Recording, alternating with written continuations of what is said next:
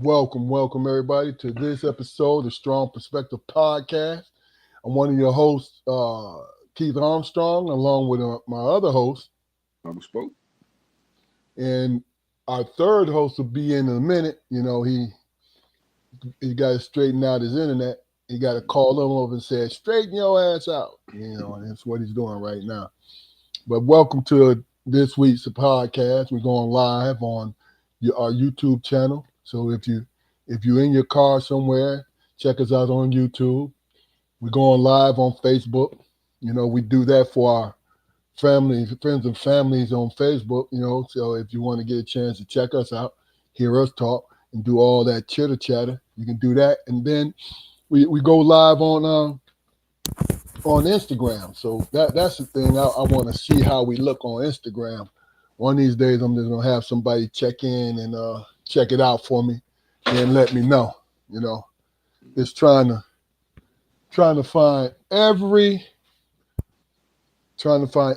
platform to hear to witness our conversation. That's just what it is. We are a conversational show. All right, Damon, go ahead and introduce yourself. Can you hear us?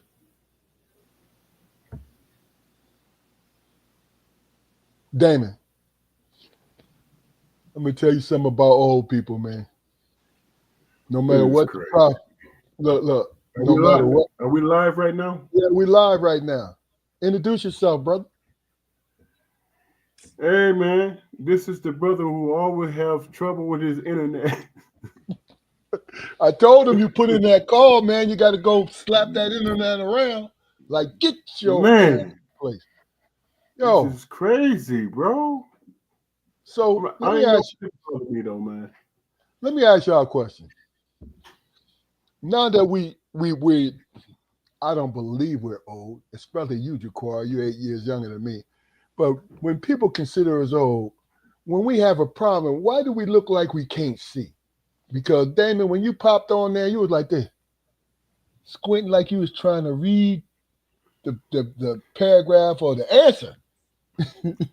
Look here, man. I'm just trying to be. Go ahead. I'm sorry, dude. No, I'm just trying to be on point, man.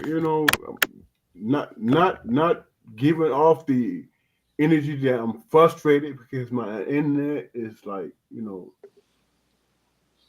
not on par or whatever, man. But it's all good. We live and I can hear everybody so far. All right, Spoke. I gotta be like Deion Cole. That's a joke I'm not gonna say again. Yeah, but I really can't. I mean, I don't know what it is. I got to get my prescription, my eye prescription changed or whatever. But it's like I don't get enough light on anything.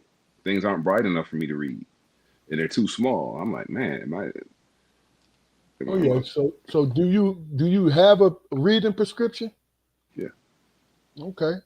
Well, stay away from them blended lenses, man. Just go ahead and do the bifocals, bro. Man, he get those. He get those glasses that get shaded when the sun out and all that, and get dark and trying to look all. Transition. No, I don't got those no more. But I do got them bifocals without the lines in them. Man, I don't know. I don't know how to use them, motherfuckers. Look, let me tell you something. Don't use it while you're driving. I'm driving like this. That's the funniest thing. Hey, look at it. Look like a damn white what is it? Shark coming to you from the left. You ain't in the ocean. Look, man, I'm gonna tell you my glasses, folks, was like, because I got one transition and one bifocal for work. This is when I was still working. And I was like, I had the old thick black horn Jones, right? Bifocal, right? And Kia, my wife, she taught me, hey, get the transition, get the blended kind, keep and blah blah blah. It's easier and all this, right? And the lady said to me, "You gotta wear them for a while, then you'll get used to it." Yeah. Right? I put them damn glasses on, man. Look, I'm reading something, right? And I tilt this way. Now it's gone. Like, what the fuck? I got it in my hand. I can't see it. Yeah. Look, same thing happened to me, man, with these glasses, man. I'm in the eye doctor or whatever, and this guy, he like, well, you need bifocals. I was like, yeah, well, I said specifically, give me the ones with the lines in them. Oh, that's you're gonna look like a senior citizen, Mr. Armstrong. My wife is chiming in and all this and all that. And I'm like, no, give me the ones with the lines in them. Yeah. And she started talking to him, you know, and I'm like, excuse me, mister. I believe I told you what I'm willing to spend my money on. Now, if you don't want to do that, and she, just going over that. And so I ended up getting the ones without the line in them, and now I can't even use them, motherfuckers. With the lines? I don't mind the line shit. And that's what because both all my glasses, you know, I try to be a little stylish with them. You feel what I'm saying? That fit my face and all that. So I'm like, if you get the bifocal, you see it, you're gonna look old. I am older.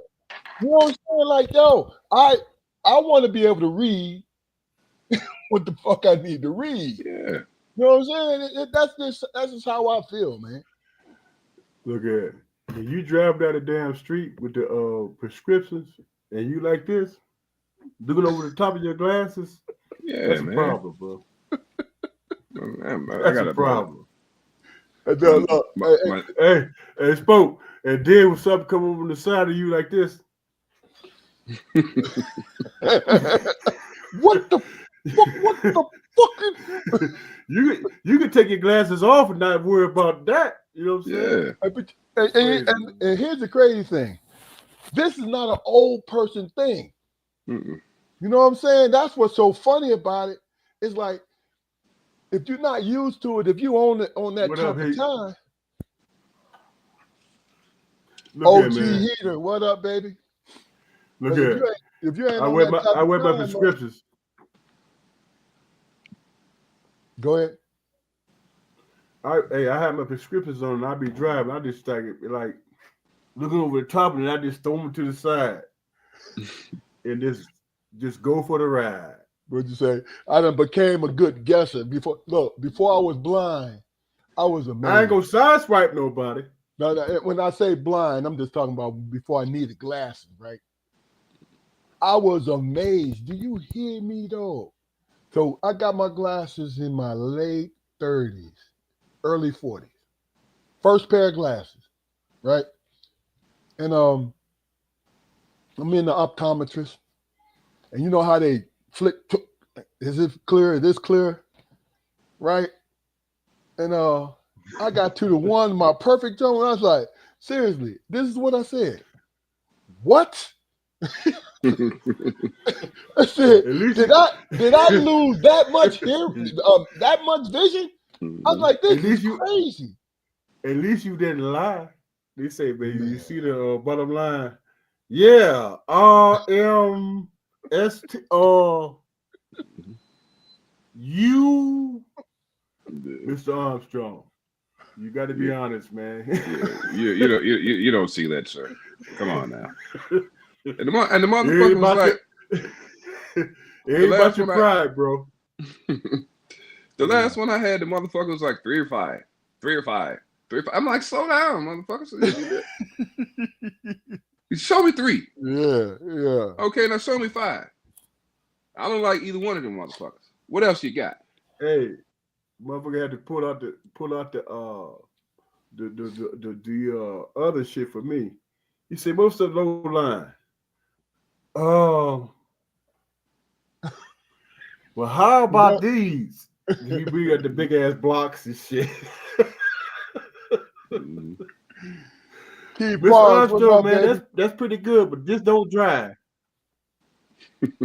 Ever.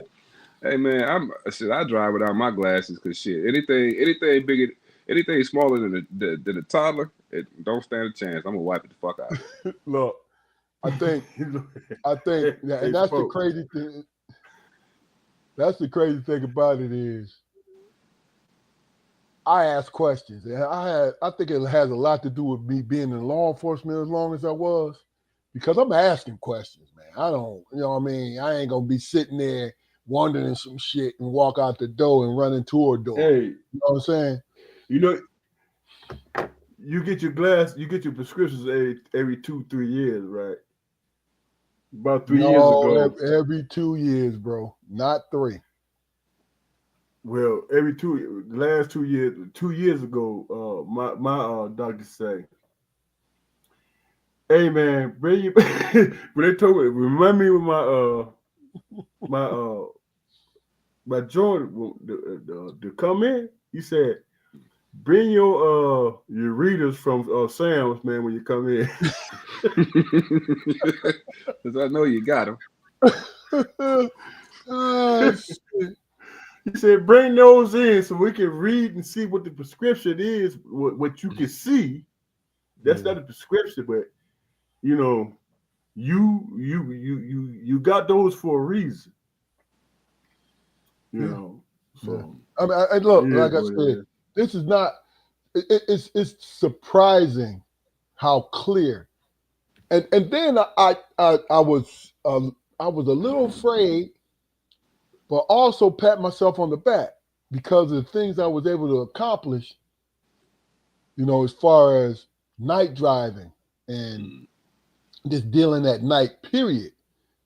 Because you know, like I said, I'm on patrol, man. So I need to see everything. Hey, man, you feel me?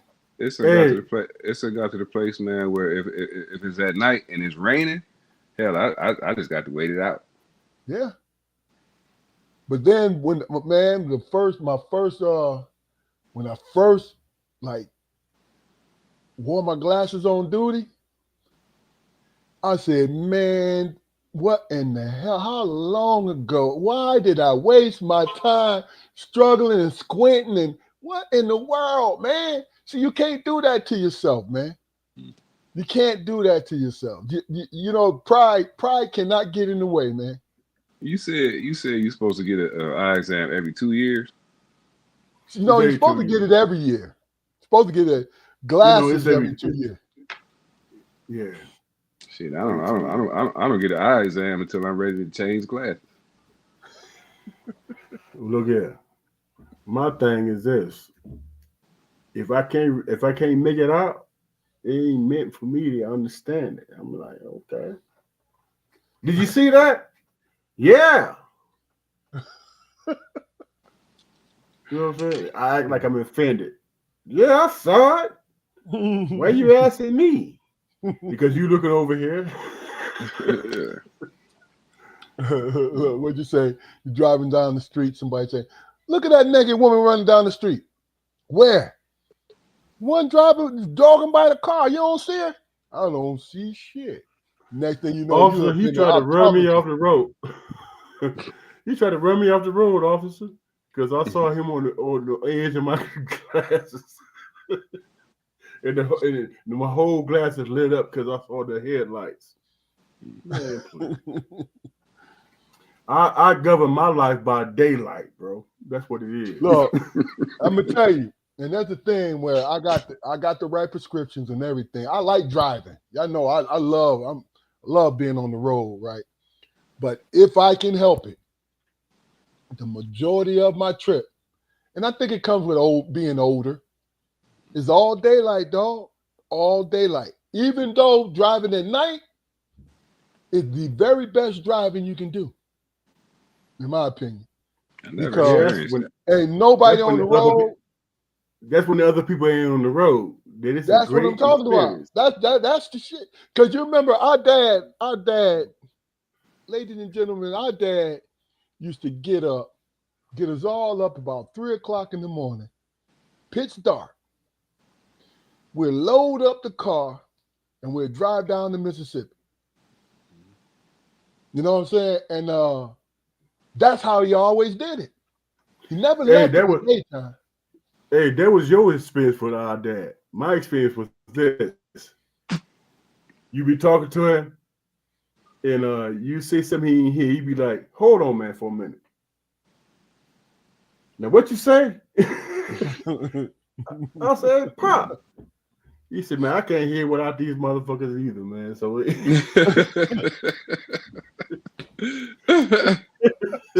he said these help my hearing and my sight. Oh, Yeah. shit. And I- it is something about getting older, man. Because I be looking on like on Facebook Marketplace and shit. I be trying to find me a hover round and shit. I'm like, man, Wow. I'm gonna I just ride that to the store. Shit. Hey, look, I'm gonna tell you, one of them heavy duty, like I'm gonna tell you, I think it's in all the metropolitan places, but what I've seen it the most in is Philadelphia, man. Everybody either got an e-bike, right, or electric scooter, or electric. What's the push joint? They got the more heavy duty ones that's motorized. I mean, I see so many people getting around. I'm like, shit, that would be the move for me.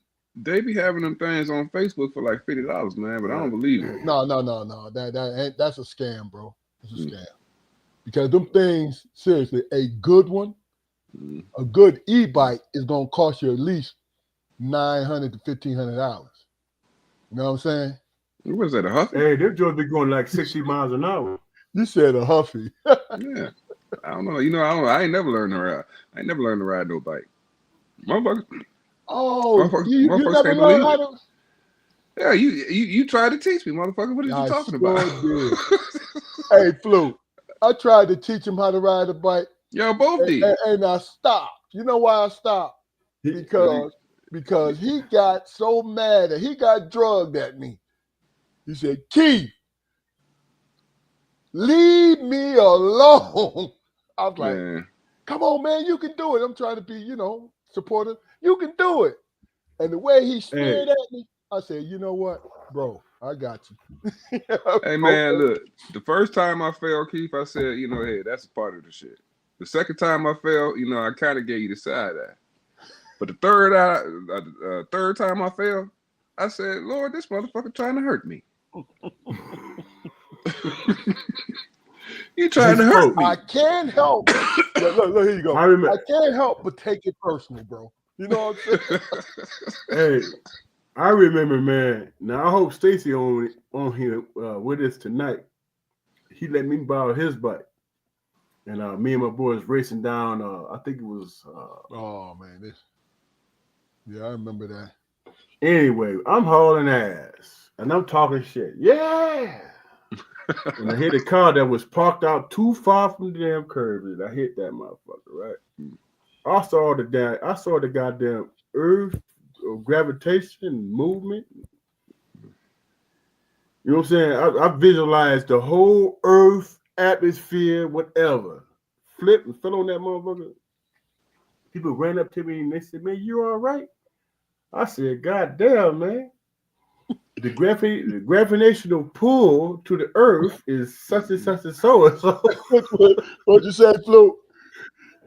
The cat is brown and the dog is black. I saw Venus in this what they call it? Yeah. Hey, yo, the color pink is a the color of pain is a beautiful shade of pink. The rainbow ain't the true colors that y'all see. I saw the real colors. If anybody don't understand what we're doing, we are talking concussion talk. Is what we talk. Man. Absolutely. Hey, listen. Absolutely. I think I spent the better part of my youth concussed. Look, let me just read some of these old head comments. Right. Keith Barnes said, "I cheat. You pick up a line out of the eye chart and memorize." This is when we're talking about the eye chart and memorize it. Then recite it when they ask, read the smallest line and see. So you cheating on dog. Why though? I don't understand. I tell the truth. I can't see nothing, man. Look here. When I had that wreck, I was like, Venus was in retrograde. and you know, life is really in black and white. I Yeah. was seeing dog colors and shit when I hit the ground. Terrence is saying that as far as driving long, that he said used to do all my long distance driving at night. Now that I'm older, it's no more than 8 hours a stretch, and I'm off the road by dark. See, Terrence, that's how you highway. See, that's highwaying right there. Like at night, you pull over because you got money. You pull over, go to a nice hotel. You know what I'm saying? Go to a You nice understand what I'm saying? hotel, get a Enjoy the nice sight. sleep. That's what a you do. problem. That's how you do. Mhm. That's how you do it. Hey, look, and you make more progress when you do it that way. You know, when we was youngin', what did we do when we was youngin'? We hit Keep that it going, 13 keep it hour pushing. job. We pushing through it. Then when we get there, especially if it's like one of them, I'm saying we're young and one of them vacations, like, you know, we at the beach and we supposed to be wilding out. We gotta sleep for about 10 hours before we can get any strength. No. You know what I'm saying? Kids ask you, "Are we close?" And the wife be like, "Hell no, we got to stop." And look here, I'm a black man, but my knuckles be white as hell gripping that steering wheel, man. When the semi passed me. Man, look, if I got to drive over 5 hours, shit, I'm flying, man. I ain't doing that shit. No, but look, I like it. I like it, man. I like driving, especially when you're in a nice, I'm talking about a nice SUV, man. You got your music flowing, you know, because look, with me, I listen to the soundtrack of my life. So the major part of my soundtrack is what? The 70s, R&B. You know what I'm saying? And as soon as I pop in a song, a nice little song from there, right? I'm zoning out and eating them miles up, bro. Eating them up. And we see you, Malika. I understand because me personally, I get it. It's my choice to drive. You know what I'm saying? But if it's a long trip, I need somebody to do the driving or flying for me.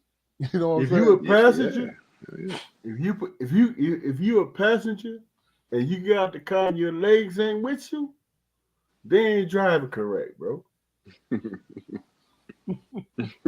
They ain't driving correct. You got to stabilize yourself. You all right? Yeah. What would you say require? Exercising. Exercising while you're sitting on the passenger side. Stand up on my tippy toes and shit, like, because it's like everybody, man. I ever been on a long distance road trip with, just turned into a selfish motherfucker, man. I'm like, man, I ain't stopping, man. Fuck that. Fuck you mean you ain't stopping? I know you got the piss. I know you got the piss. Be in the car with Damon or whatever shit, and this is, you know, back in the dope fiend days, back 1,000 years or whatever. But we got a case of beer shit up in here and a goddamn gallon of gin, and he ain't got the piss. How? You ain't drinking. Not the way I'm drinking. You talking about you said Damon, that's your boy, not Fluke. That you talking about me. You know My brother Damon, yeah. My He brother Damon. He trying his best not to claim that, ain't he? Yeah, no, you. I had to, hey, look here. If my boy was watching it, he'd be like, he told me he had to use the bathroom, go in the Alvin. He asked me like 5 times. 6 times you say, "You wrong, man." Yeah, like damn, like I said, dude, I'm trying to get to the destination. Man, you wrong, man. Look, this is what I figured out. He get up, I stop, he get on the side of the road, he using the back talking about this motherfucker, man. I don't even know how I fuck with this dude. Hey, but look, here's the thing that most people don't get, right? Here's the thing that most people don't get. When you're on that highway, unless you purposely stop for 15 to 20 minutes, you only stop on average to 10 minutes, man. It's the truth. You have to purposely stop, like getting a meal or something like that, or it's a long line No, in the gas station. I usually shop and browse, bro. That's what I usually do when I on a long. We talking about at least 12 to 15 hours. I usually browse, bro. Yeah, I don't like the way Pop used to drive. Like, oh, I don't do that. I refuse to do that, man, because we was always on a budget, going to Mississippi, man. Yeah. So it shit. I mean, they was renting cars. Mom and Pop was renting cars for between $700 and $900. They didn't have a credit card. Yeah. So money was tight. So shit. All they had shit that they could only put gas in the doggone thing. You know what I mean? But I'm like, shit. Would you say get there before everybody get hungry? Yeah, and I'm like, I'm be hungry and shit. And I'm in the back, like, why don't we make some goddamn sandwiches or something? What the fuck? I'm hungry, bro. Look, I tell you, it was one time.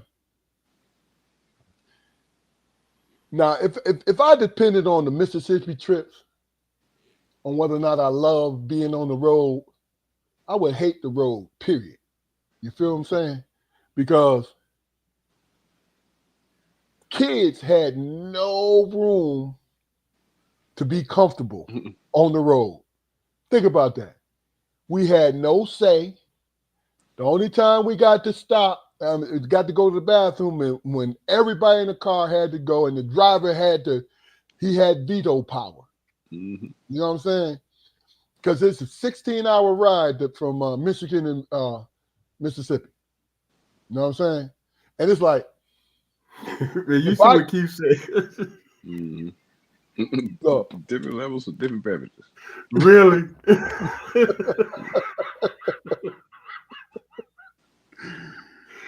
Hey, it all depends whether or not I'm enjoying myself, guys. All right, Keith Barnes said, Damon, you had switched your bladder to 80 proof during those moments, didn't you? I have different levels for different beverages. Yeah, that's real though. That's real. Yeah, well, you talk about in my 20s, bro. After that, man, I had no choice. I did that once. See, when it comes to long distance, I don't care if I'm the passenger. I don't care if I'm the driver. I'm talking about beer. I don't drink beer, right? I did it once. Pittsburgh and the crib is only 290 miles, 300 miles, right?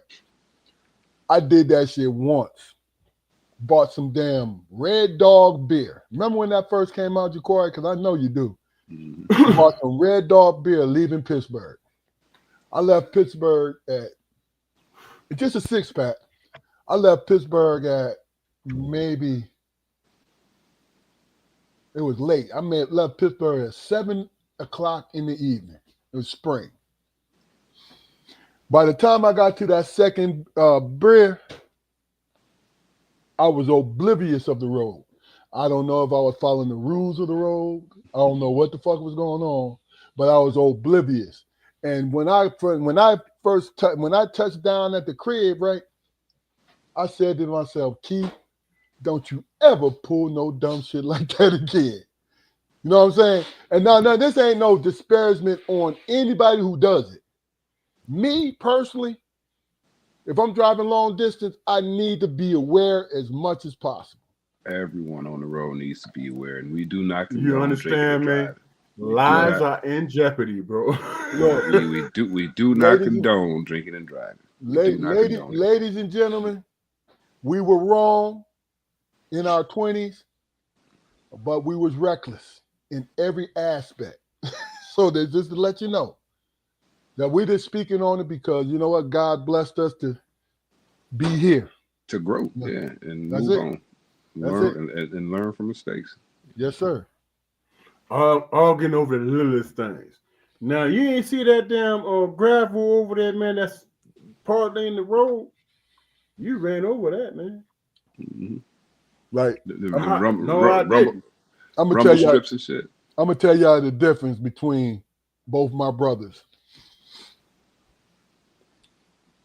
All right, the similarities. Both of them, right? Both of them, we talk. And we be burning up the road for hours just chatting it up, right? As we driving, here's the difference. Jaquari will give me a good hour and a half of conversation. And guess what Jaquari gonna I do? give him 45 minutes, man. No, listen. That's what Jaquari is gonna do. Jaquari is gonna take a power nap. Like before he do it, he'll say, "Keith, you all right?" You all right? He'll say it every time. Yeah. I said, "Yo, I got it." Next thing I know, he's snoring. He's like, you know how the old heads do it when they sleep. They got this knob right here, right? Now me and Fluke, we'll be sitting there. Fluke could be sipping, and we'll talk for hours. We'll talk for hours, just driving up and down the road, right?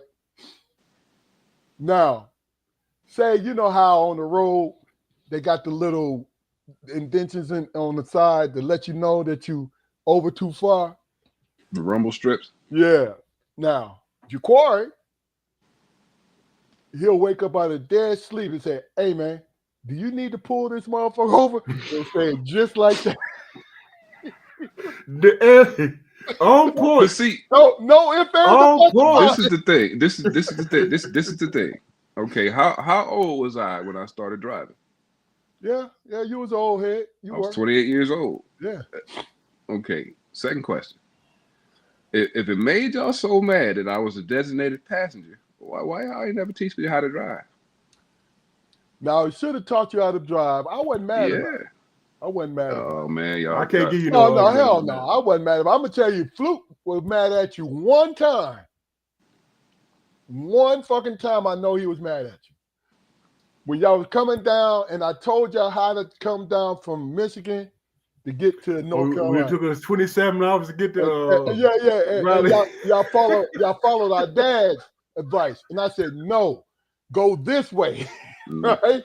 But what Fluke ended up doing, he went the other way. So right. I followed Pop to get down. Y'all had been on the road. I think y'all had been on the road for about 10 hours. So you should have been No, close. it was longer than that. You should have been close to us, right? Just because this is when we first moved down and it was like 96. Yeah, we all stayed in the apartment before y'all built the house. So I'm telling this story, ladies and gentlemen, because this has got to be the funniest thing. And he didn't want to be funny when he said it. It was when he called me, because I would, we didn't have cell phones then. So he called me from a payphone. Say, yeah, Keith. Damon was excited. Yeah, almost there. We're in North Carolina, man. We just got to North Carolina. Yeah. I said, well, where y'all at, man? Right? He told me, I'm trying to think where you said you were.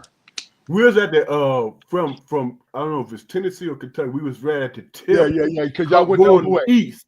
Yeah. So I said, for real, dog? I said, yo, you got at least 3 more hours, 3.5 more hours. Fluke said, what?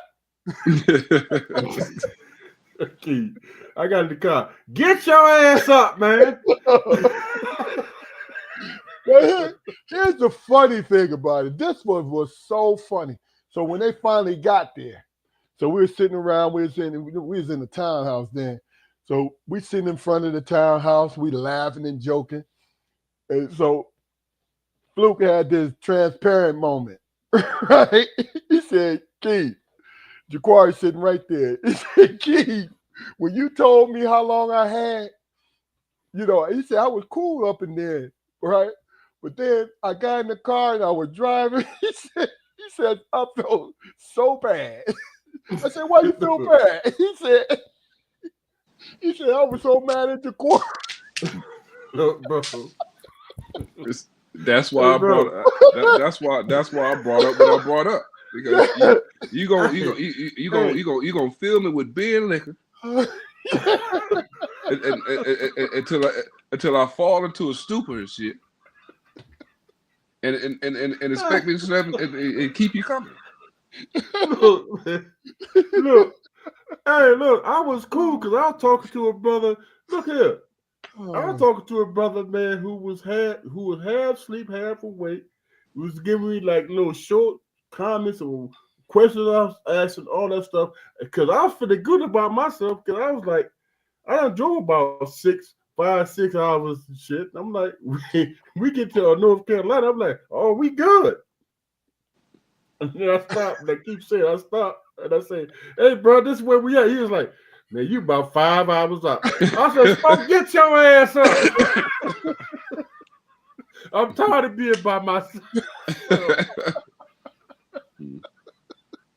oh shit. And you know how Spoke was back then. He was hostile. Man, I don't give a shit about that shit, man. Oh, I didn't tell you to go this way. So I was like, oh my God, bro. I'm like, this dude mad with me because he got lost. I don't know how to get that either. Look, the funny shit, he said, Flu, this is exactly what he said. He said, Keith, I feel so bad because I was mad at him because he couldn't drive. I said, hey, bro, I need a break, man. Hey, we was 5 hours out. And with Keith, we was 5 hours out. Said, No, y'all, no, realistically, y'all was 3 hours out. That's about man, 3 hours. I can't do it, bro. Oh my God, that was hilarious, man. He's sitting over there talking about eating stacks and shit and sipping. I'm like, bro, I need some help. So you didn't like the way he was eating? Eating snacks. I was like, man, he on leisure time, bro. I was telling. Look, every time I seen the police, I said something. And because we took the long way, and dark, daylight went past, and it's nighttime, and it's like 11 o'clock at night. We were supposed to get there at 8. It's 11 o'clock. Yeah. And I'm like, man, I gotta do this shit by myself, bro. Hey, man, you okay? Okay, look. Jaquan, can you drive across the parking lot? I feel better than you. Bro, you knew you was gonna have to do it by yourself if you picked me up. Look, I'm gonna tell you the funny thing. The funniest shit was, I mean, I got another story, man. When you said, no, go ahead, dog. I remember me and Keith we was in North Carolina, but we drove like a couple of hours from where we was at. Right, we was on our way home. It was like 2-3 o'clock in the morning, and it started getting dust outside. And I woke up. Now Keith was handling his business; he was driving. But I woke up and it started getting light. I was like, "Damn, it's getting light outside now, right?" And I said, "Keith, man, we are almost close, right?" So I was like, "Cool." So I woke up and I'm like trying to give him some support and shit. And I looked over at him. He was like this. Driving. Yeah. I said, hey, bro, you all right? Man, I'm all right. I'm good. I said, man, you was just asleep right now. He cussed me out. You know why? Because you was dreaming. Because I look. Oh, I was dreaming. Okay. You was in the middle of a dream. Okay, I was dreaming. He was like this, folks. Hey, we was hitting the damn curves and shit. I said, bro, are you all right? Yeah, I'm all right. I'm good, man. I was like, oh, Lord have mercy. Listen.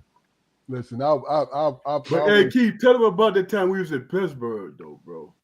That's funny. That's hilarious. Everybody need to hear that, man. That was hilarious, man. I got to think of... We were staying at the hotel. Mm. We stayed at the hotel. You talking about hanging out? Well, when we left Natch, you talking about? Yeah, we was in the Bird. Oh man. And okay. This is my younger years. The police was at the we saw the police. And Keith said, I got this. Don't worry about it. We driving through the mountains and the gullies and the valleys and shit.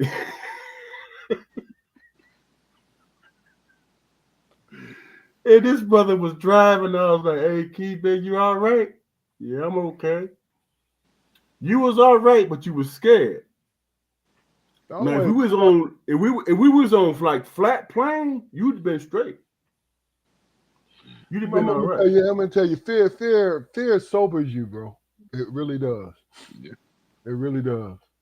I'm gonna tell you the crazy thing was, I hadn't been drinking. We went down to Black Bike Week. Me and Jaquari had rented a van, right? One of them little car, the little small, the little family vans and shit, right? Me and Jaquari had been up the whole from 5 o'clock in the morning with Demetrius, because Demetrius and them came down from New York, and they was passing out for music for his artists and all that shit, right? So we driving all day. So it's about 11 o'clock. And all that, and I've been driving all day, and all that. I was tired because I had just got off work, and we drove down to Myrtle Beach. So I'm tired, and I've been sipping a couple of beers, but nothing, terrible. But I was in my 40s, so it was getting, that old man needed to go to fuck the bed, right? When I completely trusted Jaquari behind the wheel. So, we was on one side of 17, right? And we wanted to go to the other side. So it was probably about a 30-second ride. But, with all that traffic, it was probably about 10, 15 minutes. So we in the van, we listened to Capleton, blasting it, me and Jaquari. Next thing you know, I'm sitting down now. Everything is settling in. The kidneys is falling behind. The liver's falling behind. So that fatigue is kicking in too. So we was waiting on the light. And it was like I said, it was bumper to bumper. So what ended up happening was I'm driving and I fell asleep for 10 seconds. No, 5 seconds, right? And we going like 1 or 2 miles an hour. And Jaquari, just before we ran into the back of somebody, Jaquari said, "Keith!" And I pressed on the brake, but I tapped the guy's joint, right? So I put it in park. I was like, fuck. I don't need to be tearing up nobody's shit, but we really didn't do anything to it, right? But we bumped him. So me and Jaquari get out the car. My man get out the car. You know how a motherfucker get out the car like, what the fuck, blah, blah, blah. We get out the car, I'm still on this shit, right? He's like, "Oh, man, hey, everything cool. Hey, look, it ain't no damage." I said, "Bro, I'm sorry, bro, blah, blah, blah." No, ain't no damage, man. Let's just get back in the car, right? So I'm going back to the other side, going back to the driver's side. Jaquari said, "Keith, no." Look, he said, "You fucked that up by nodding off." "No, I got it now, man." "No." And he drove for the rest of the night. Like dude got back in the car like, shit, I almost had to pop them motherfuckers. Yeah, they look, them motherfuckers, I almost had to deal with them. Yeah, deal your ass back in the car. But I felt bad because it was my fault. You know what I mean? But but like I said, it's Jaquari always been a funny ass dude, man. Yeah. Even when he wasn't driving, he was like, "Well, what about you, motherfucker? You the one fucking up, not me." I remember when we Jaquari always don't like this. We always bring this story up. Me and Damon went to the Greek picnic. And like I said, we were youngins then. I was still working. Damon was still working. I think Jaquari was working. This is before he went to school. But we went to Philadelphia, the Greek picnic. 200,000 people. That's when it wasn't crazy and shit, right? And we walking through the park, and we see a big ass crowd, and Ed Lover from Yo MTV Raps, he's standing there, right? And Jaquari was still a youngin'. Jaquari had, I think you might have been fresh out of high school. Yeah, I was like 19 years old. Yeah. Yeah, and hostile. I mean, hostile, right? That dude did not have patience for no motherfucking nothing. Nobody. So we all standing. We had like 15 guys with us, right? And everybody was crowded around Ed Lover. He's showing everybody love the whole nine. And I'm standing there, and we getting ready to go. I'm standing out here, Jaquari. F that. You know what I mean? What you mean? Ninja? What do you mean? I remember that shit. I flipped around, because we're in the middle of Philly.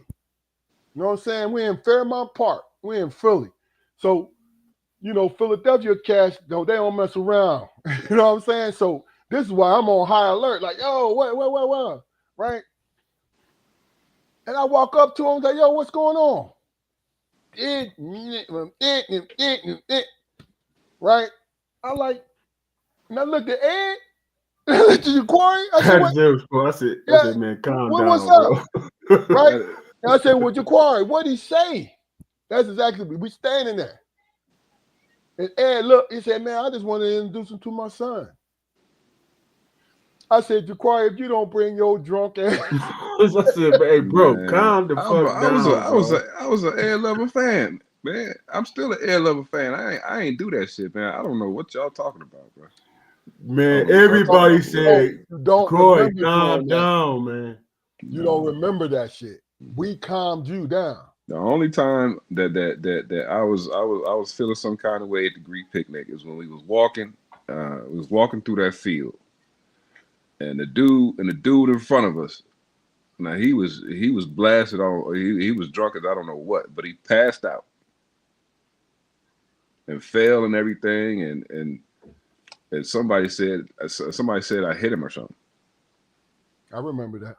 I'm like, no, this motherfucker, I didn't touch this motherfucker. I saw him pass out. Yeah, I think we tried to catch him. Yeah. We tried to catch him. I think that was the same time, man. We was walking and shit. We was all ganged up. And we was walking and shit. And then motherfuckers started shooting. And then the crowd started running and shit, right? Yeah. And me and Keith told stop because we ain't spoke where he was at. So we started went towards the gunshots and shit. Right? And we ran up the spoke, and being the motherfuckers that we like, hey, motherfucker, so they don't hear the guns. And he was like, what's wrong with y'all motherfuckers, man? This and that and this. You remember that shit, man? Yeah, I remember that. And it was like, man, you ain't dark. You ain't do nothing. You just walking all casually and shit. And the crowd is running this way. And we running towards the damn gunshots. We was like, I think, you know what I think it was, man? And I try to help people to understand our upbringing, right? We basically was raised by people who ran toward that type of thing. You know what I'm saying? And that was that kind of thing where Jaquari was with us. Whoever was with us, we was like that, but especially Jaquari, because he was our youngin'. This was his first experience with this wilding out, and nothing crazy happened. You feel what I'm saying? Because that was my main thing when I told you. I said, "Yo, man, y'all can come up here and you ain't got no fear of this stuff. All these brothers and sisters together." This is when the Greek was like that. All these brothers and sisters together, and it ain't no hostility, nothing. You know what I'm saying? Because how many times did y'all go up there with me? Once or twice? I went 3 times. And it Was was it three crazy. times?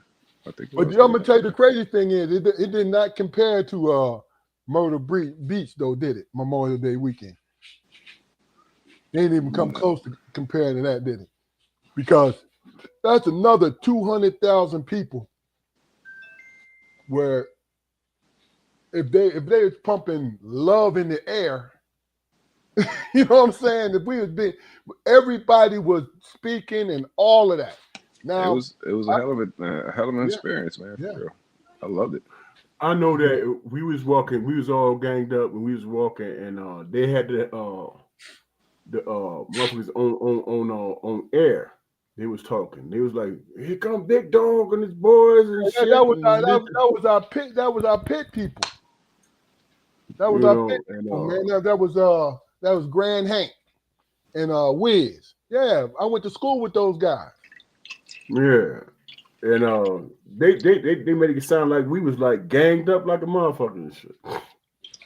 Man, I never paid attention to that stuff, man, because to me the shit wasn't real. You know what I'm saying? Ron Monday, what up, baby boy? Pittsburgh in the house. Love is love, baby. But What up, Mo? I'm gonna tell you, we were blessed in a lot of ways, man, because just to be able to navigate and move through stuff. You always find yourself somewhere. I'll give you a perfect example. We usually the last 4 years, me, my friend Bill Burnett, y'all know Big Bill, and Danny Neal or Danny Moore. She went to Pitt too. We put on a holiday thing. Just a holiday day party. You know what I mean? So this year is going to be on the 29th in Philadelphia. And the thing about it was, me and Bill, Bill cut from our cloth. You know how we used to be in every hole in the wall possible, especially if it was good drinks. Because that's all we was chasing was good drinks. You feel what I'm saying? Good, cheap drinks. So we sitting up there in the planning stages talking about it, like, yo, blah, blah, blah, blah, blah, blah, right? And Danny was like, well, look, we love the venue we were at, but some people might have a problem with it because of the area, right? And me and Bill, we was on Zoom. Me and Bill looking confused, like, area? You know what I mean? It wasn't in the hood. It was on Main Street, right? So yeah, the area and blah, blah, blah, blah, blah, blah. And then I didn't understand. Then I finally understood what she was saying. Bro, I'm 60. Even though I still go to hood bars, still navigate through there, right? Everybody don't do that no more. You know what I'm saying? People want a laid back, comfortable atmosphere if they go out. You feel what I'm saying? Me, I always understood I was able to handle wherever I went. You know what I'm saying? Everybody's not like that. Everybody's not like that. I could still pretty much go either way, man. But I've come to realize over the years, like my coworkers and everything, 'cause they go out or whatever, but I don't get invited, but because I'm the old head. I didn't used to be the old head, so you know, but that change, man, is it ain't fair. You saying? No, it ain't fair, man. I ain't ready, man. Because shit, I party. You know what I But mean? you can still party, but see, here's the thing. You party, it's two ways to do it. You party selectively, like if you got something at your crib or somebody else's spot, you invite people who is of the same mind. Like, yo, this is what we doing. Come through, right? There was that's like that time when me and Bill and my man from what's my man name, man? Prop. Was it Prop? Larry Proctor. Yeah, go ahead. We in McDonald's and shit. Now tell them how old you were. Now, look, let's not. We don't No, want to get confused. I was like a sophomore in college. Yeah. Or some shit. No. You. I think. No, you had graduated, though. You had graduated. You was around 20, 21 years old, as a matter of fact. We in McDonald's and shit. And Proc acting a goddamn fool and shit. And this little white boy, man, was like, police officer. Trying to check it. Yeah, trying to check it. Officer. Pittsburgh police officer. Let's throw that in there. Now, being the motherfucker I was back then, I ain't that motherfucker no more. I mean, I'm listening to this white boy trying to check him and shit. And Proc swelling up and all this shit. And I was like, yeah, fuck him. And all this shit, right? I'm going off on this motherfucker, right? And Big Bill was like, Float, calm down. No, nigga, we all together, this and that, and this. And Bill was looking at me like, oh, because Keith wasn't with us that night. And Bill was like, man, I cannot explain to Keith if this motherfucker go to jail and shit. And we flexing, right? This motherfucker is a police officer and shit. So I'm like, looking at the situation where it was, I'm doing my thing, and Bill was like, Fluke, calm down, man. I don't want to hear that shit from your brother. Calm your ass down. So he finally calmed me down. Proc go to jail and shit. Proc go to jail. Now here we are, me and Bill talking about, we got to figure out how to get Proc out of jail, man, whatever. And Keith was like, man, what the fuck you got my brother into, man? And I'm like, man, don't worry about me, I'm cool. Because I did not realize until this brother went to jail that he was the police and shit in McDonald's. Yeah. Because I'm gonna tell you the crazy thing, we went a couple days later, and that same dude was in there. The same policeman was in there. He looked like he was about 12 years old, bro. How did I think he was police? He remembered Fluke. Fluke was closer to being sober then. He said, yeah, man, you gotta excuse how, I'm like, bro, listen. Because I'm going to tell you the thing about it was I told Bill, because Fluke and them had just moved to Pittsburgh, him and Bonita had just moved to Pittsburgh, right? To test Pittsburgh out. And I had to work. Motherfucker, man. I had to work overtime and shit. So I called Bill. I said, listen, Fluke want to hang out with you. Don't take him into no dumbass shit like we usually be going. You know what I mean? I said, I know how to navigate through the shit, right?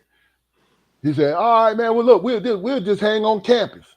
And then that's where they were. They was on campus, folks. And that dumb stuff happened. You feel what I'm saying? So, hey, look, I'm going to tell you, I feel blessed, man, because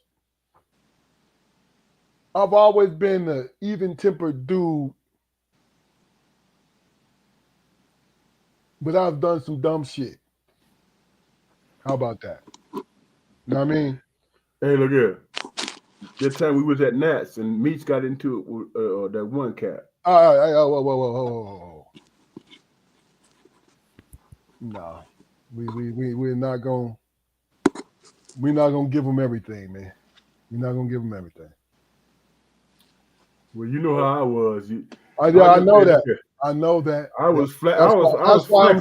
That's why I'm saying something to you. I will, because people look at you as Gandhi on this joint. So I want them to continue to look at you that way. All right, I get that.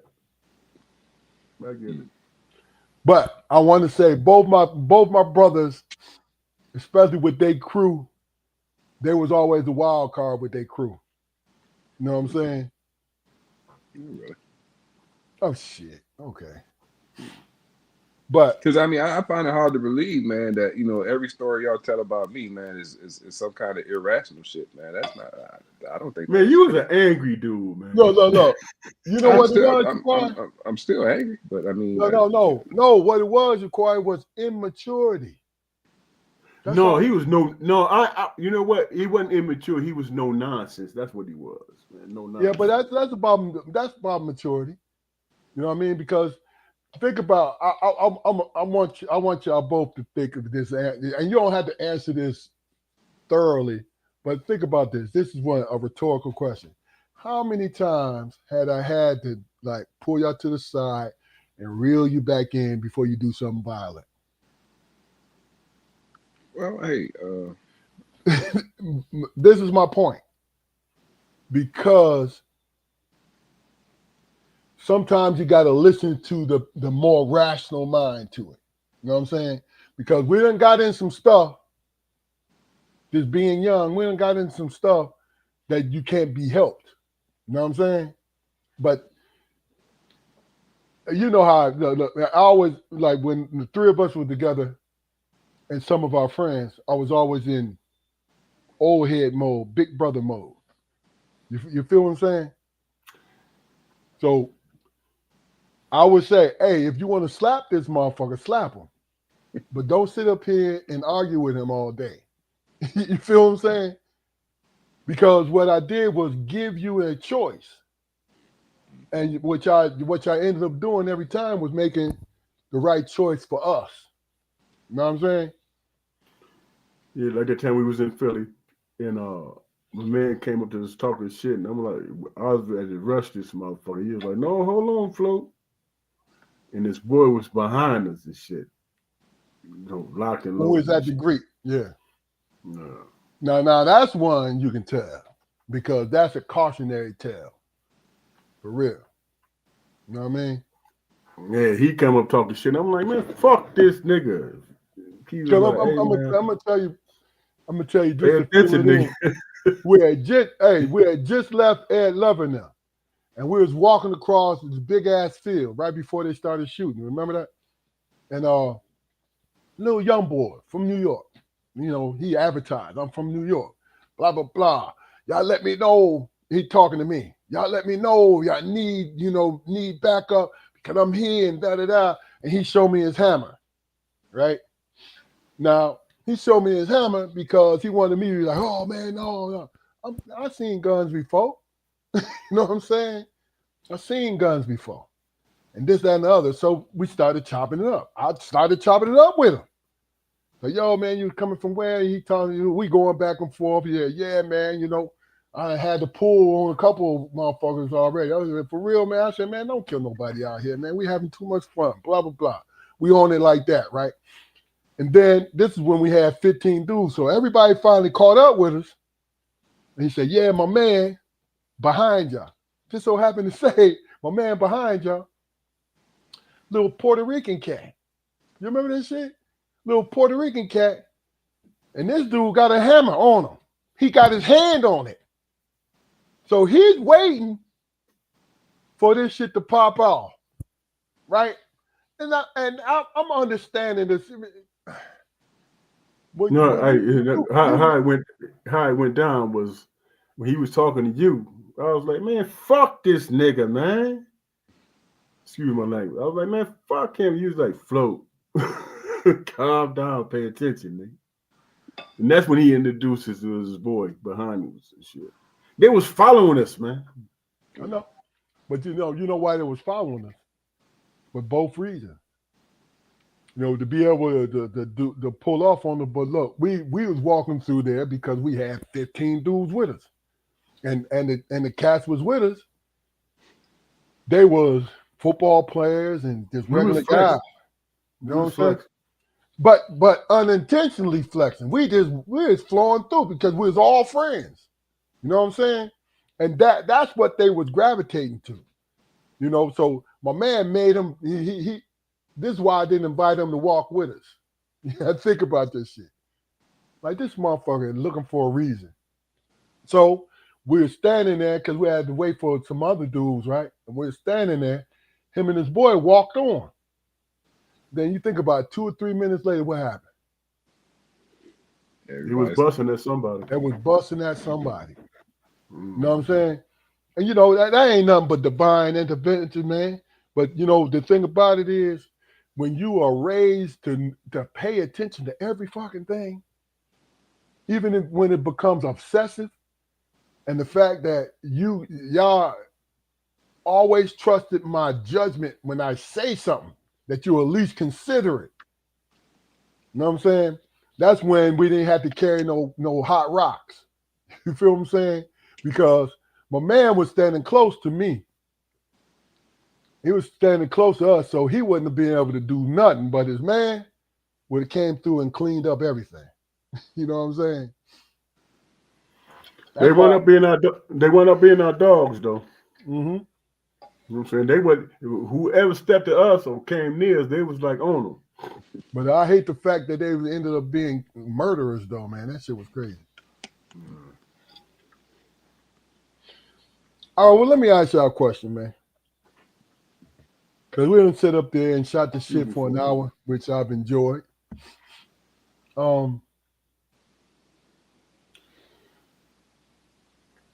This ain't too deep. But my question is this, Jaquari. And tell me what you think about it, your opinion about it. And whoever's watching, guys who's watching, please weigh in on this because I need this question answered. Because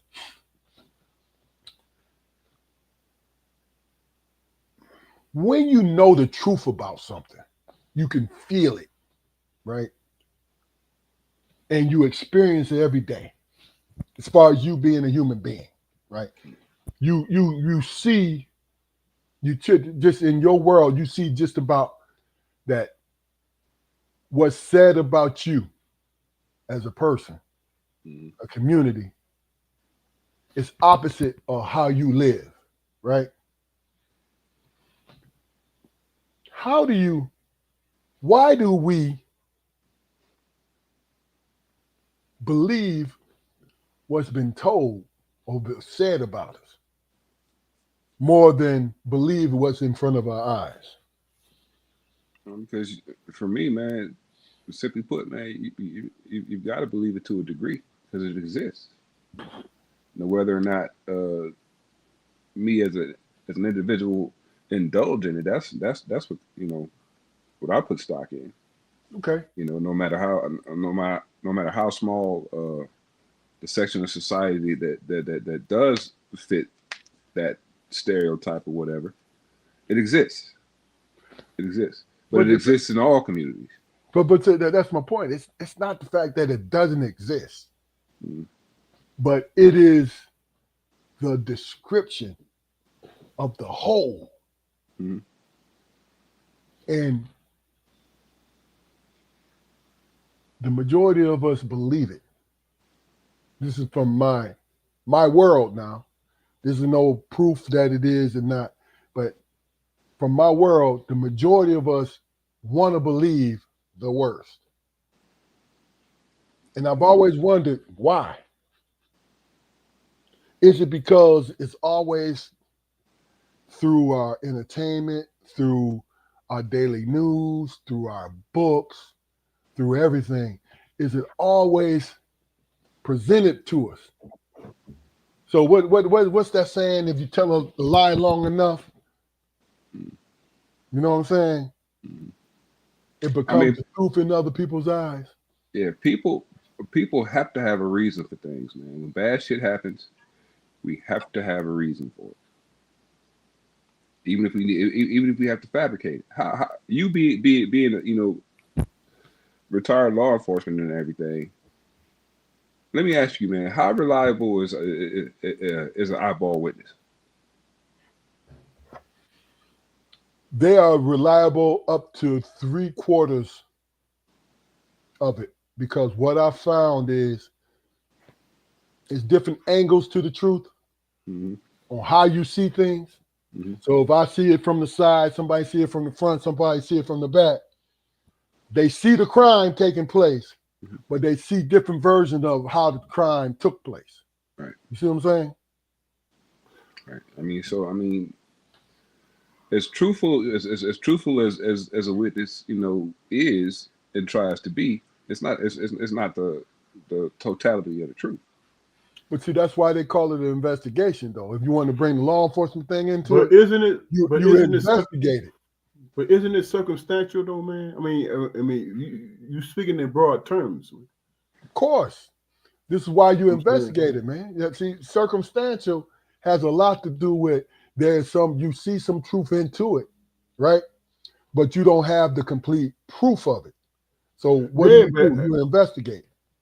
Yeah, but that's looking at somebody. That's looking at somebody outside of myself. Is my point I'm making. If it's me in general, if it's my situation, then I see it how I see it. You know what I'm saying? I can't be concerned about how somebody else see it when you're all talking about the percentages. No, People can have their opinion, but what is, you know what I'm saying, what is it that drives me? What is it that makes me concerned about the situation? That's okay. We're speaking mostly from law enforcement because Jaquari used that as an example. Okay, law enforcement. Okay, then then it is predicated on circumstances, isn't it? Yeah, it starts with not eyewitness, because eyewitness is not really. You know what I'm saying? It's all a part of everything, because if law enforcement, what it is when you're on patrol, it's what you see is snap judgment to it, right? Then you have investigators to actually investigate the crime if it's a serious crime, to see what that snap judgment, because that Band-Aid, what he had to do at that particular moment. Yeah, but in that situation, do you rely on eyewitness, or do you rely on things that you can prove in terms of? I'm going to, if it's a crime, I'm going to rely on the eyewitness, and then there's investigation on my part, and then there's investigation on the investigator's part. But how reliable is eyewitness? Okay, so all right, eyewitness. You saw this man hit this other man in the head with a brick, right? Mm-hmm. And you reported to the police. How reliable is your account of what you saw? What if he hit him in the head in self-defense? I'm saying to you, you saw this happen, and that's what you reported, right? I reported it, but is that? Hold on, I'm talking about you. You reported it that you saw this man get hit in the head with a brick, right? Mm-hmm.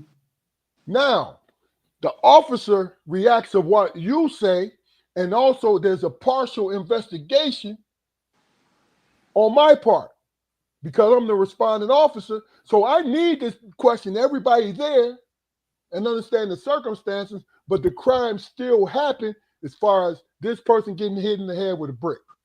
Right. And that sort of touches my point, because even though Damon witnessed somebody hit a man in the head with a brick, he don't know why, and witnesses usually try to add on. That's conjecture, man. You can't do that. Exactly. That's exactly the point I'm making. But here's the thing: you weed out conjecture through the court process. It is not 100% correct, but think about it. If you put yourself in the position like, oh, Keith is a good dude, and he wouldn't just hit somebody in the head with a brick, and Keith character comes involved and all that, right? Yeah, Keith just said that he hit him in the brick because this man went in there and slapped his mama. Well, guess what I got to do? I still got to take Keith into custody on the scene. I got to talk to his mama to see what's what. I also got to talk to the man who got hit in the head with the brick. Investigation, what you do, especially if you have everybody on the same scene. But in the meantime, you call out the investigators, personal crimes investigators. You call them out. So if they could get there, They meet the victim at the hospital. You're doing your initial report because that's your job, to do your initial report. To do everything, what you witnessed, what was told to you, you put that in the report, period. You know what I mean? Because that's the best you can do as a human being. Right. Now, but I understand, you have your opinion. Well, now, I don't believe this man did this shit the way they're saying it. But guess what? You can put that in your report, but if it's not, you don't write your narrative from your opinion. You write your narrative from what was told to you and what you saw. You feel what I'm saying? That's all. When you give your opinion is when you talk to the DA. When you show up for court. Like, okay, but you're still going by the narrative of somebody's opinion, bro. Which might not be what actually happened. So let me ask you a question. And that requires doing your due diligence and doing your homework. You're doing your due diligence. Somebody get hit. If somebody get hit in the head with a brick, and there's one person that gets pointed out that did that, right? And you did your due diligence. You're supposed to do your job also. If that person assaulted somebody, you have because the person was assaulted. But what I'm saying is, what if that person who was assaulted was the prime suspect in that shit, who did something to a person to require them to defend themselves? Okay. Then where you go from there? As I said, whatever witnesses are there, this crime has taken place because they called you. But those witnesses who saw this. Hold on. Because as a law enforcement officer, you do not have the luxury unless you witnessed it. You don't have the luxury. If you have someone who's done it, he's there, you got to at least take him into custody. Okay, and I get that part. You can't let him go. Even if other people are saying, well, look, he did it because of this, he did it because of that, right? If you were called for that initial thing, then you that's not what you said initially. You said witnesses who saw the initial act. This person getting hit in the head with a brick. But what, by the same token, that person who hit the person in the head was responding to or self-defense? What if they were responding to self-defense? Okay, if someone is there to dispute that, if there's someone there to dispute that, then you make sure that you get their statement. You make sure that everything is straight. You feel what I'm saying?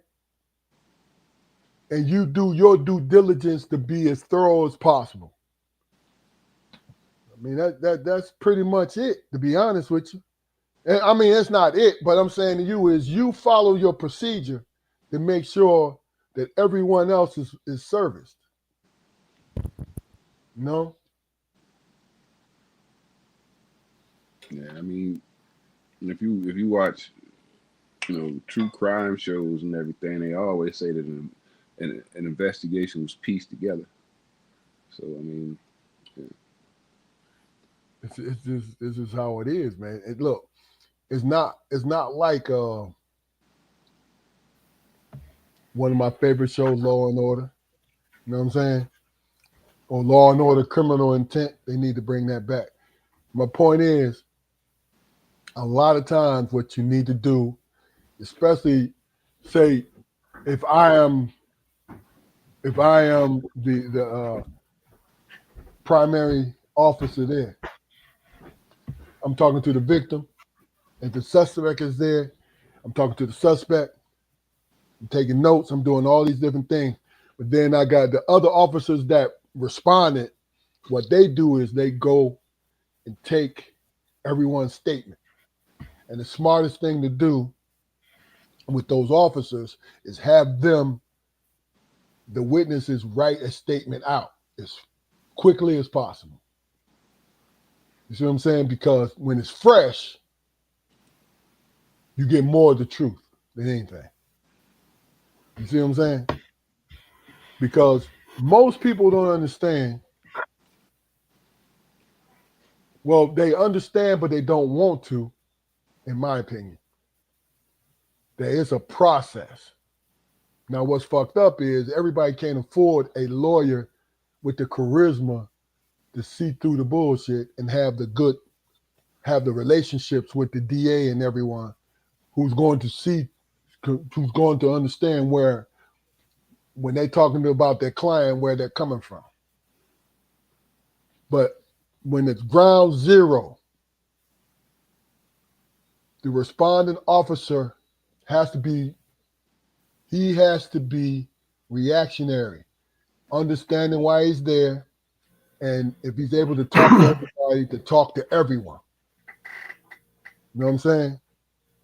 And just go from there, because that's all you have. You don't have anything else, unless you witnessed it. You feel what I'm saying? And then, how reliable? Say you rolled up and you saw it happen, right?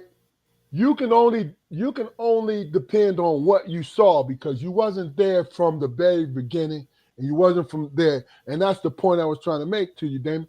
If you're not there to understand the motivation of it, if you told the motivation, put it in your freaking report. Put everything in your report that's told to you. But see, people get tunnel vision. Like, oh, I got him. Oh yeah, he's guilty or she's guilty. Now I don't need to do anything but take her statement and take the victim's statement. No, if it's other people saying other things, take the extra time to put it in there. Then you let the ADA and especially if it's a major crime, the investigator, they see what you got in there in your narrative, different narratives and all of that. That's all. But look, I'm not trying to. I didn't want to branch off into true crime and all that shit, man, because I think being in law enforcement is too big a responsibility for anybody. Because what it does is it takes the trust of the people that you're doing your job the way you should. Even though you follow it from the letter of the law, it's still, unfortunately, it's still the interpretation of the people that you're dealing with, the victims, the suspects, the family of the victims and the suspects. So you got to follow your procedure. If you rolled up on me, man, watching me whoop a motherfucker's ass, right? Excuse my language. You watching me whooping somebody's ass, right?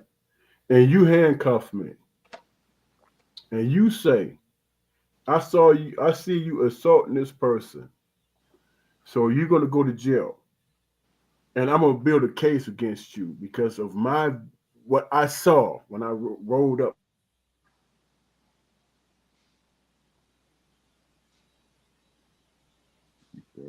Did he freeze?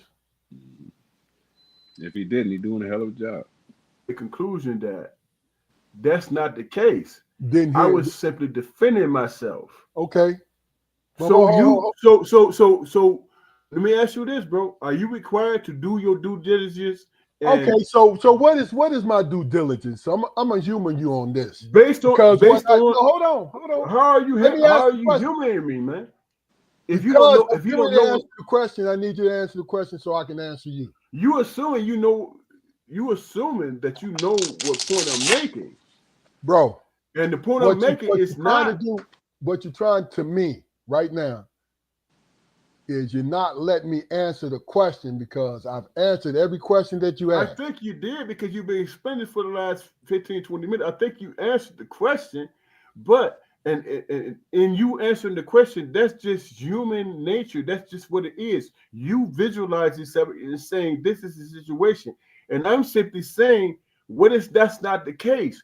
Do you step back and say, I need to investigate more instead of saying what I saw is the case? Do I step back and say there might be more to it? And do you Okay. give that But see, opportunity at same? Do you give it the same validity So that you give so as it pertains to what you saw and what you think is righteous, and that might not be the case? Is my point. all right. I said to you before, sometimes even if I witness it, I don't know everything. Right. So doing my due diligence, first I break it up. Right. Then secondly, now this is what I said earlier. Secondly, Okay. Once you break it up, then what you do? I interview everybody on why it happened. Hold on. Based on what you saw, and what conclusion you might come to, are you giving it fair? Are you giving it a fair situation So based on what you saw? it's not. and think It's not what about. is right? It's not about fairness. so Because let just me like we spoke about earlier, man. I mean, if I witness something happen, then the only information that I'm not only required to give you, but I'm obligated to give you is what I saw. I can't add anything to it. so Right. let me ask you a question, Damon. So if somebody come to Oh, hold on, King. no, well, hold So on. if somebody come up to me and my woman, threaten my woman, I defend her and I beat the brakes off this motherfucking ass, off his ass, and then you come in afterwards and see me beating the brake off his ass. What is your response to that? So let me ask you a question. What is your response to that? My response is what you said when you were speaking on. I'm gonna break up the situation and I'm gonna do my due diligence to find out exactly what happened. Now, if somebody starts some shit, get their ass whooped, that's what happened. But It doesn't matter whether or not you feel I was the antagonist and I whooped ass. The reality is I was in self-defense. Now you could come to a conclusion in that same situation and say, "Man, I saw you whooping that person's ass." because why? Because I Why was would I because I was because I was defending my wife and myself. no. Why would I either think you were just whooping his ass or either think that you had a reason to whoop his ass? How would I find that out? You do your homework, you do your due diligence, Okay. and you right. So if you have some people over here on the right saying he just started whooping that man's ass, and you say, "Oh, I saw the same thing," and that might be the case, and that's how I saw it. So this person is guilty by what you saw and what somebody else tell me. But what if that's not the case? What if it's not the case? Okay. Now, this is the thing that most people do is put themselves in the position of whooping somebody's ass for being offensive or doing something, being disrespectful, right? But what are you doing at that time? You are beating his ass. Whether he deserves it or Right. not, you are beating his ass. In Am I right? self-defense. Oh, whoa. Don't even throw that in there, because what I'm trying to say to you is you have to treat it in a certain way, because if you just told me, if I rolled up, and I gave that example, if I rolled up and just saw you whooping his ass, in what way, okay, if you were losing, how would you want me to handle that? How would I want you to handle that? Yes. do your due diligence and figure out why I was fighting this person in the first place. So, exactly. You do your due diligence. The bottom line is this. If it's just What's a the bottom fight, line? bro, come on, man. I've been doing this What's the shit for bottom 30 line? years, man. I'm trying to tell you exactly what it is that I would do. Whether you agree with it or not, I'm telling you what I would do and what Okay. I've done. I said to you earlier, I'm going to do what? I'm going to talk to everyone who's there, right? Now, if it's not a serious injury, I have the choice to write a citation to both parties for a fray. A fray is a fight in legal terms. You understand what I'm saying to you? But if there is serious injury means we see blood, I can't write a citation. I have to do my job.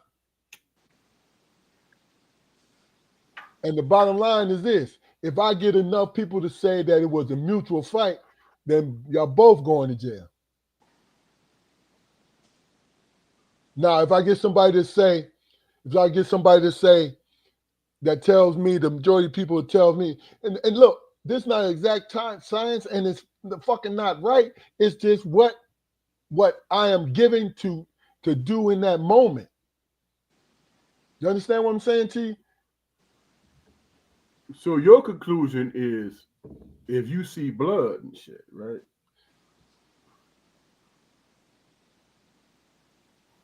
That's the conclusion that you come to. If a motherfucker come to me and my wife, and he's attacking my wife, and I defend her, so hold on, and he busts my nose. How many times do I have to answer it for you?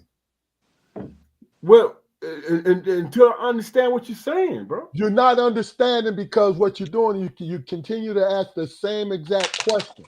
And I said to you, the best recourse that I have is to investigate when I'm there. Okay, so you investigate. Okay, hold on. So you investigate, and you come to the conclusion that the people that you ask questions to about the situation, and they only see me responding, they gonna say I'm the antagonist.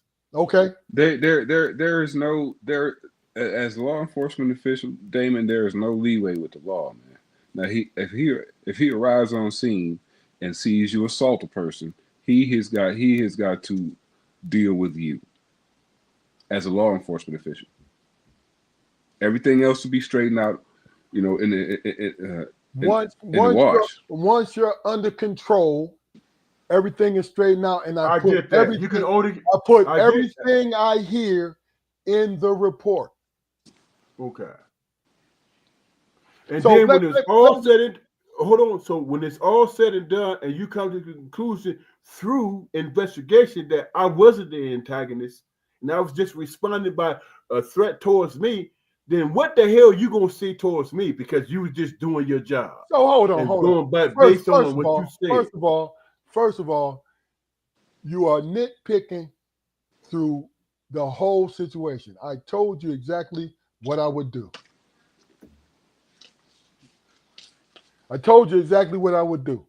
Now, you never answered me, what would you do? You said your due diligence. So what does that mean? Because reverse the last question. What I would do? What would you do? What I would do? I would separate the two parties. I was like, why are you trying to fight this man? What's going on? I just told you. That's what I just said. That's what I just said. But you said to me, when all that's said and done, and if the people that I interviewed either said that you was in the right or you was in the wrong, what would I do? I'm asking you, what would you do? I just told you I would ask, what's going on? Why is you fighting this man? And in response to that question, that person say, man, this man was trying to jump on my woman, and I had to respond to that shit. Now, as a law enforcement officer, Damon, does Keith have the space to just believe that? After he witnessed you putting hands on this person, he's just gonna believe what you say? No, he doesn't have to believe that, not based on as it coincides to what he saw moving into the situation. No, he doesn't have to believe that. But what if in the final analysis that is the situation? So me saying, Are you going to to? So at the end of the day, you come to the conclusion that you was wrong in the conclusion that you came into. first of all, listen. That you was First of wrong all, in the me conclusion. saying to you- What are you going to say to me when you What- come to the conclusion that you were wrong? So hold on, man. Do you hear what you're saying to me? You saying to me that what I saw, right? Because it is my job to react to those situations, right?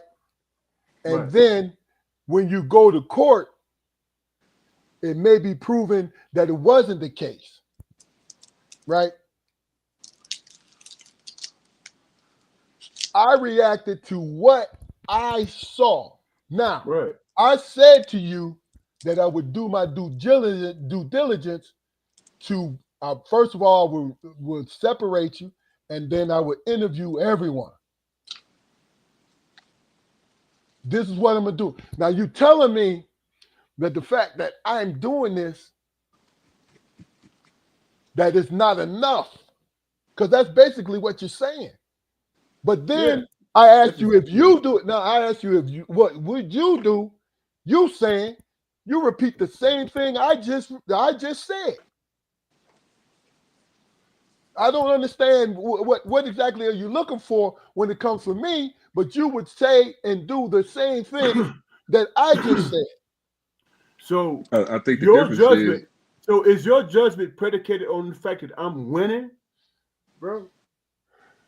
If somebody's whooping your ass and I come on the scene, what is your If I'm expectation? defending, Hold on. Answer this if question. I'm defending my It has if I'm nothing to do defending with my it. It has woman nothing to do with you defending because your this woman. motherfucker assaulted my woman, you know what I'm saying? You're basically saying that I have to prove myself right. First of is all, what you're saying. what I'm saying to you is I have to stop you from further hurting I this get it. person I get if you that, win. bro. No, but hold on. but hold on, time out. I'm not misconstruing what you're saying. No, man. Damon, Oh, okay. Go ahead, Jabor. what if your woman hit him first? And Keith comes. Wait. Answer your question. Wait. Hold on, We're talking. Just wait. What if your woman hit the other man first, and Keith came up on the scene and seen you whooping this man's ass? Then we have to establish that. We have to establish that. Then I will be in the wrong. So I would be in the wrong. So in defense of my woman. Okay. See, you threw the cap. Hold on. My point is, hold on, Keith. Bro, you keep then throwing there has stuff to at be me. You're not letting me answer. Be an investigation in that regard, bro. What am I saying differently? Well, what the fuck you saying? I don't get it. See, here's the thing. If you saw me whooping this motherfucker ass, winning. Hold on. When I'm saying this, if you saw me whooping this motherfucker's ass, you would automatically assume that I am in the wrong because I'm whooping his ass.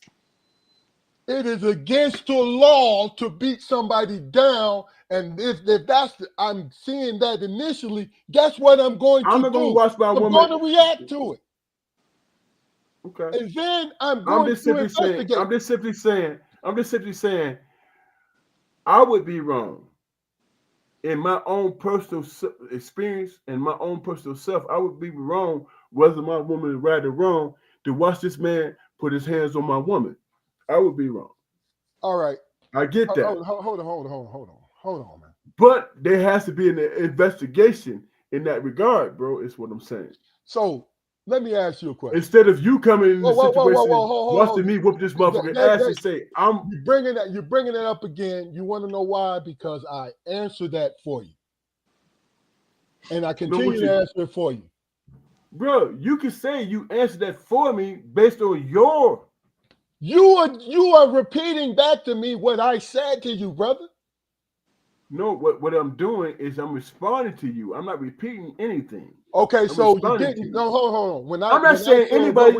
Brother, I'm not saying anybody's right or wrong in that situation. I'm saying there has to be an investigation. Is what I'm saying. Damon, you did not hear me from the very beginning say to you that once I broke it up. Okay, then break it down to me, bro. What? I did break it down to me, bro. You want to know why? You want to know why I broke it down to you? Because you're repeating back to me what I said to you. What you would do. Okay, now, in my estimation is that you don't know what the hell this situation is until you do your due diligence and do an investigation. All right. You don't know either way.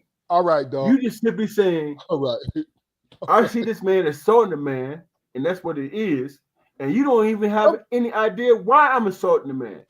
You don't even know if my wife. It don't matter. You don't know. It doesn't matter. It doesn't matter why you're assaulting him, Damon. Am I missing something? He witnessed you assaulting him. Am I missing That's all something? that matters at that point. Am I missing something? Anything that's added into that is conjecture from his point of view. All I said in the beginning to answer your question, all I said in the beginning was I would stop the action. I heard that. And then interview everyone on the scene. Right. So you repeating the same thing that I just said back to me. What am I missing? My argument was this, man. Even if people come to you and say, I saw this man assaulting this man, and they don't know the reason why the shit jumped off. How am I going to decipher that though, bro? How do I decipher whether or not these people are maybe saying the wrong thing or what happened to you and why you did it? How do I decipher that? That's why this shit is not predicated on eyewitness, whatever. You have to do your. It starts in the beginning. Yes, I just said that, but it starts eyewitnesses. That's the beginning of it. Because they only saw a reaction, bro, not the situation. Did you hear me say that you were wrong by saying that? Because I think I've said that same thing. I told you that people see different angles, see the same thing from different angles. I said that earlier. Well, bro, you can tell me that we're saying the same thing, and I can disagree with you. Look, let's agree to agree. How about that? But you're being frustrated because I take that stance. You're saying the same thing to me, bro, that I'm saying. That's why. Okay. That's then it. We'll leave it like that. Yeah, let's leave it like that because I'm not saying that you're wrong. I'm saying to you saying the same thing that I'm saying. I'm saying that you're not saying the same thing. All right, we good. All right, we good.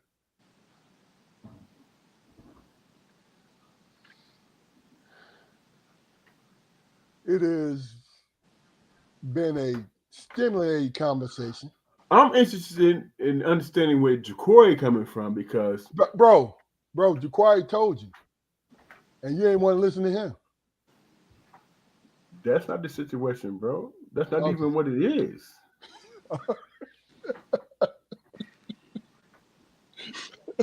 Okay. Listen here. What I'm doing is presenting an argument. This is what I'm doing. I'm presenting the argument based on my opinion. Now, I am willing and able to listen to Corey's argument, and maybe he might be able to convince me in another way. But because you are so staunch on what you believe, you're not allowing me the opportunity to hear him and what he has to say in regards of him might being able to Come on, convince me. Come on, man. Come on, bro. Bro. Come on, man. Hey, Keith, do you realize, man, what you're saying is an opinion, bro? Bro, it's an opinion that you hold. Absolutely. I said that from the very beginning. That's the basis of my argument. The opinion that I hold. But you're trying to tell me that my opinion is wrong, and I don't agree with you. When did I say your opinion was wrong? There it is right there. Thank you for saying that. When did I ever say your opinion was wrong? So because you're loud and you voiced you think all that what you're saying, you know what, Damon? In our conversation is right. Every single time that we are close to you understanding that we're saying the same thing, you find another reason. No, you're trying to tell me how to think and how to feel, and I disagree with you. Because you're adamant about it. I didn't tell you. Is that what it is? Or I said, if you understand what I was saying, I said, I'm good, man. I'm good. You go ahead and be good all day. But what I'm saying is, if you understand what I'm saying, bro, you're trying to cut me off. You asked hold on. It's time to move on. You're trying to cut me off, and I'm saying, Flute. The only argument I made against you, brother. Man. You know, bro. No, I'm gonna say this. I'm gonna say this till we be done with it. I said, if you do your due diligence, it might come to a different conclusion. You're saying, no, this is what it is. And I disagree with that sentiment. That's what I'm saying. So that's what you heard. Is that what you heard me say? All right, bro. No, I need to know, because is that what you heard me say? Honey. I said, honey, like I'm arguing with my wife. No, you trying to argue with me. No, bro. And we've been saying the same thing for the last 20 minutes. Bro, you're asking me a question not to come to an agreement. You are asking me a question to be right. All right. So let me ask you a question. Being in law enforcement for 30 years. Bro, how close to being hold on. See, your experience in 30 years and my opinion are two different things, bro. What? That don't make no. You know what? I'm not even gonna argue. So I can't have my opinion. Don't ask me Don't ask me a question about how I would do a thing, and you don't want to agree with it at all. It don't make sense. I don't agree. I asked you, and I don't agree. And look, I tell you what. This is what you do, because we're gonna leave it there. Once I put it on YouTube, go back and look at it. That's all I want you to do. And what you think is going to change my mind? It's going to change the simple fact that we was of the same mind. Based on but you didn't see it. You didn't see it. Based on the opinion that you want to be right, and you telling me that I want to be a. What if you and I about my job? Hold on. I'm telling you about how I do my job. I'm not asking you about your job, hey, bro. I can't speak on your job. You an expert on that. Why are you still talking, then, bro? Because I have an opinion, bro. You opinion about what? What do you have an opinion about exactly? My opinion, which I've been trying to explain to you. You what? Opinion about what? Fellas, can we move on, please? Bro, that is my fault, because it whatever, man. Whatever. Bro, I could be wrong, man. All right, man. Look, bro, don't go into that. No, man. No, we ain't doing that. You just, bro. We trying to move on, man. Damon, we trying to move on. We ain't going through that. We're not going through that.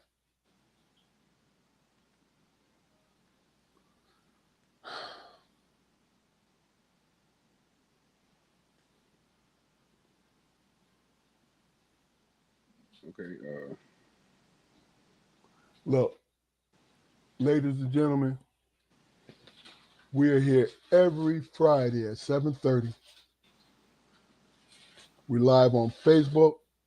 We live on our YouTube channel, Strong Perspective Podcast. Do us a favor. Go like, share, and subscribe.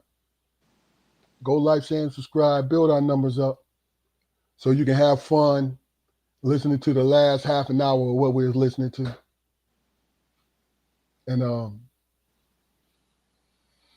as I said, in the upcoming weeks, especially after Thanksgiving, we're going to have some very, very powerful guests coming on. And please tune in. You're going to definitely enjoy them.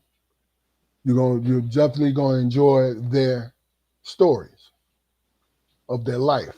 They're not stories, they're experiences. More than stories, they're experiences of their life. And you'll definitely enjoy